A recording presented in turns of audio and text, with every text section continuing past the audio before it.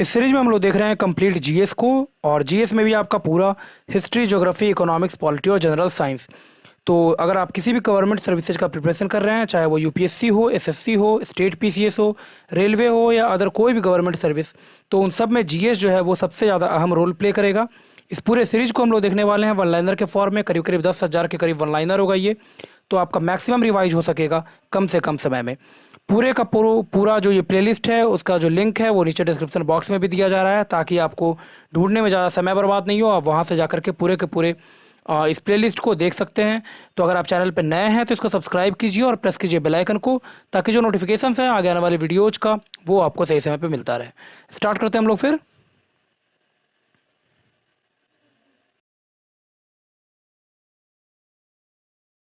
Start करते हैं हम लोग फिर।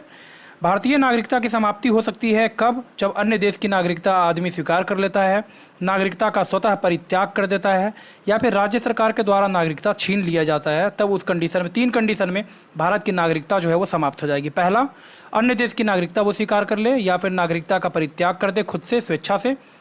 और तीसरा जो है, राज्य सरकार द्वारा नागरिकता जब छीन लिया जाएगा। अगर किसी दूसरे देश की नागरिकता भी स्वीकार करता है तो ये जरूरी नहीं है कि भारत की नागरिकता समाप्त हो जाएगी। आपातकाल में मूल अधिकार स्वतः समाप्त हो जाते हैं, अनुच्छेद 19 में वर्णित है ये। नेक्स्ट है, आपातकाल में भी समाप्त न होने वाला जो मूल अधिकार है वो है अनुच्छेद 20 और 21। अनुच्छेद 20 और 21 इमरजेंसी के टाइम में भी सस्पेंड नहीं होगा। ठीक है। अस्पृश्यता का अंत करने के लिए कानून बनाने का अधिकार संसद को दिया गया अनुच्छेद 35 के तहत में। और एबोलिशन ऑफ अनटचेबिलिटी किस में है? संविधान के अनुच्छेद 17 में। नेक्स्ट है इसके बाद अस्पृश्यता का अंत, अनुच्छेद 17। भारत के सभी नागरिकों को विचार व्यक्त करने की स्वतंत्रता दी गई है, अनुच्छेद 21(1) क के तहत। सूचना का अधिकार विधेयक पारित हुआ 2005 में।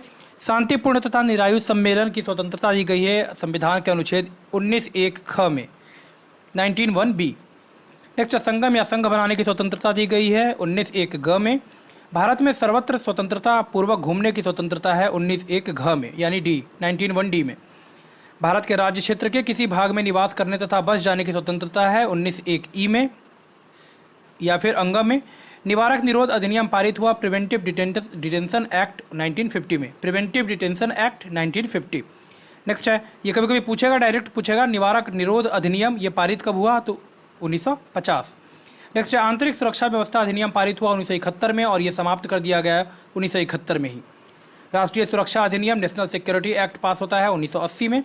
विदेशी मुद्रा संरक्षण तथा तस्करी निवारण अधिनियम पारित होता है संविधान, ये अनुच्छेद 1974 में। ये एक्ट कब बना? विदेशी मुद्रा संरक्षण तथा तस्करी निवारण अधिनियम ये बनता है आपका 1974 में। आतंकवाद एवं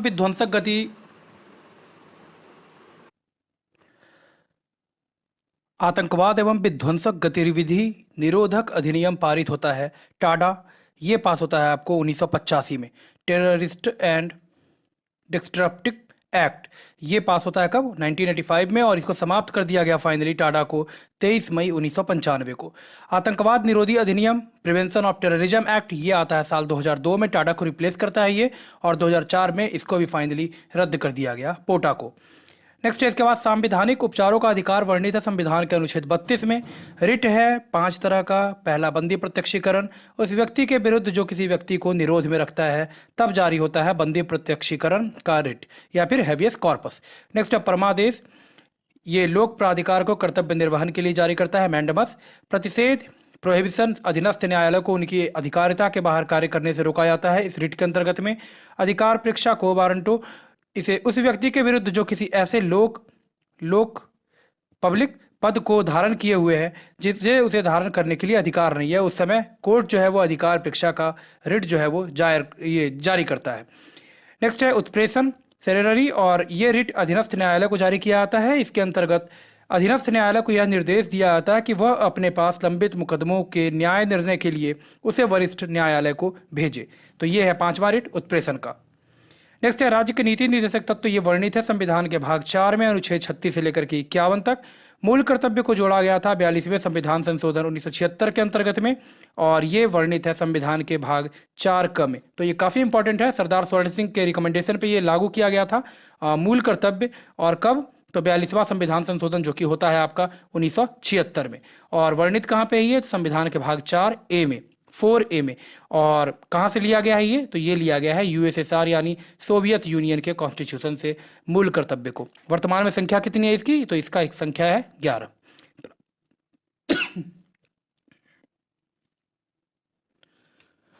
प्रारंभ में अगर देखें हम लोग तो जिस समय इसको इंक्लूड किया गया था मूल कर्तव्य को 1976 में, उस समय मूल कर्तव्यों की संख्या थी 10 और 11वां जो मूल कर्तव्य है उसको जोड़ा गया 86वें संविधान संशोधन अधिनियम 2002 के अंतर्गत में। तो ये काफ़ी इंपॉर्टेंट है।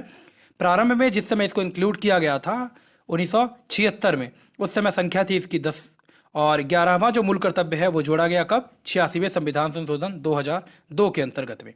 नेक्स्ट है इसके बाद मूल कर्तव्य हैं, तो ये कई बार पूछ लेता है। तो सबसे पहला है संविधान का पालन करें और उसके आदर्शों, संस्थाओं, राष्ट्रीय ध्वज और राष्ट्रगान का आदर करें। स्वतंत्रता के लिए हमारे राष्ट्रीय आंदोलन को प्रेरित करने वाले उच्च आदर्शों को हृदय में संजोए रखें और उनका पालन करें, ये दूसरा है। भारत की प्रभुता, एकता और अखंडता की रक्षा करें और उसे अक्षुण्ण रखें, ये तीसरा। देश की रक्षा करें और आह्वान किया जाने पर राष्ट्र की सेवा करें। पांचवा है भारत के सभी लोगों में समरसता और समान भ्रातृत्व की भावना का निर्माण करें, जो धर्म, भाषा और प्रदेश या वर्ग पर आधारित सभी भेदभाव से परे हो। ऐसी प्रथाओं को त्याग करें जो स्त्रियों के सम्मान के विरुद्ध है। नेक्स्ट है हमारी सामाजिक संस्कृति की गौरवशाली परंपरा का महत्व समझें और उसका परीक्षण करें। प्राकृतिक पर्यावरण की जिसके अंतर्गत वन, झील, नदी और वन्य जीव हैं उनकी रक्षा करें, उनका संवर्धन करें तथा प्राणी मात्र के प्रति दया भाव रखें।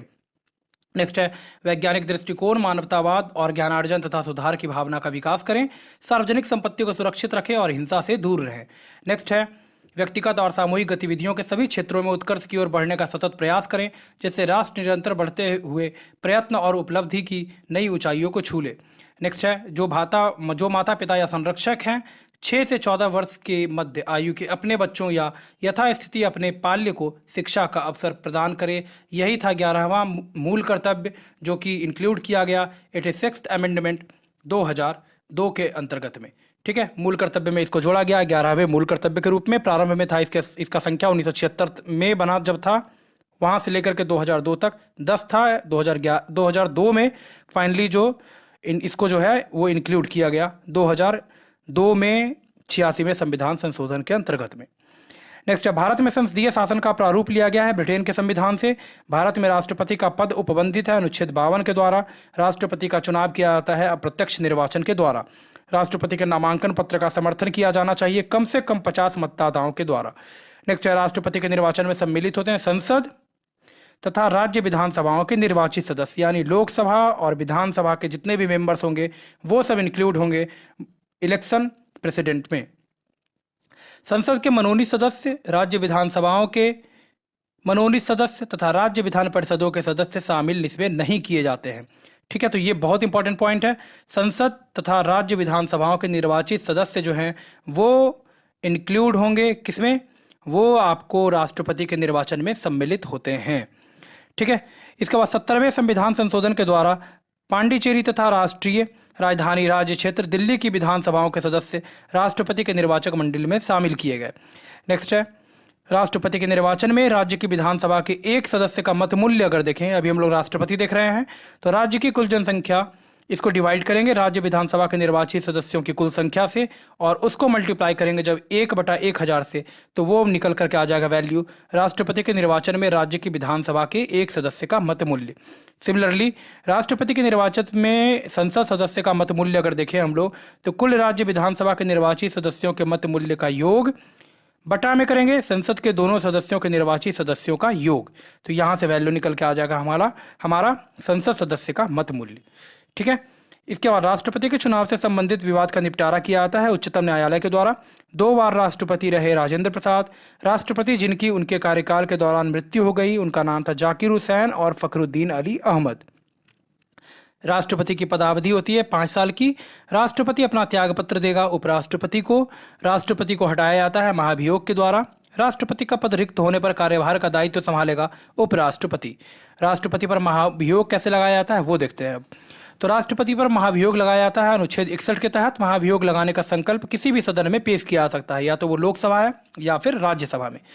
किसी सदन में महाभियोग का संकल्प पेश किया जाएगा, उसके 1/4 सदस्यों द्वारा हस्ताक्षरित आरोप पत्र राष्ट्रपति को 14 दिन के पहले देना आवश्यक है।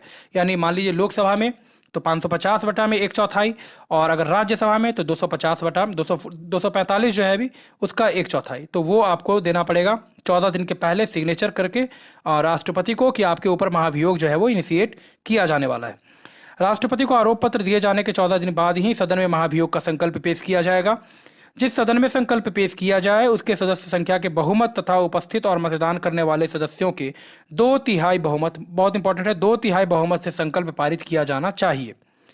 जिस सदन में संकल्प पेश किया गया है उसके द्वारा पारित किए जाने के बाद संकल्प दूसरे सदन को भेजा जाएगा और दूसरा सदन राष्ट्रपति पर लगाए गए आरोपों की जांच करेगा। जब दूसरा सदन राष्ट्रपति पर लगाया गया आरोप की जांच कर रहा हो तब राष्ट्रपति या तो स्वयं या तो अपने वकील के माध्यम से लगाए गए आरोपों के संबंध में अपना पक्ष प्रस्तुत करेगा और स्पष्टीकरण देगा। यदि दूसरा सदन राष्ट्रपति पर लगाए गए आरोपों को सही पाता है तथा अपनी संख्या के बहुमत से तथा उपस्थित और मतदान करने वाले सदस्यों के 2/3 बहुमत से पहले सदन द्वारा पारित संकल्प का अनुमोदन कर देता है तो महाभियोग की कार्रवाई पूरी हो जाएगी। यानी 14 दिन पहले उसको मिलेगा महाभियोग का नोटिस। उसके बाद क्या होगा, किसी सदन में उसके सदस्य जो है उसके 1/4 मत से उसको पास करके वो भेजा जाएगा राष्ट्रपति के पास कि आपके ऊपर महाभियोग स्टार्ट होगा। उसके बाद किसी भी एक सदन से पहले 2/3 बहुमत से वो पास होगा, फिर दूसरे सदन में जाएगा, दूसरा सदन उसकी जांच करेगा। जांच में राष्ट्रपति अपना डिफेंस कर सकता है या तो स्वयं या फिर अपने एडवोकेट के माध्यम से। उसके बाद दूसरा सदन भी अगर 2/3 बहुमत से उसको पास कर देता है तो माना जाएगा कि राष्ट्रपति पर इम्पीचमेंट लग गया। इसके बाद राष्ट्रपति अपना पद त्याग करने के लिए बाध्य हो जाता है और जैसे ही इम्पीचमेंट की कार्रवाई पूरी होगी राष्ट्रपति जो है वो फोर्सफुली हटा दिया जाएगा अपने पद से। तो इस वीडियो में यहीं पे छोड़ते हैं, मिलते हैं नेक्स्ट वीडियो में। और अगर आप चैनल पर नए हैं तो इसको सब्सक्राइब कीजिए और प्रेस कीजिए बेल आइकन को ताकि जो नोटिफिकेशंस हैं आगे आने वाले वीडियोज़ का वो आपको सही समय पे मिलता रहे। पूरे के पूरे प्लेलिस्ट का और हर एक पार्ट का जो लिंक है वो नीचे डिस्क्रिप्शन बॉक्स में दे दिया जा रहा है, तो वहाँ पर भी जा करके आप इस पूरे प्लेलिस्ट को देख सकते हैं। मिलते हैं नेक्स्ट वीडियो में, धन्यवाद।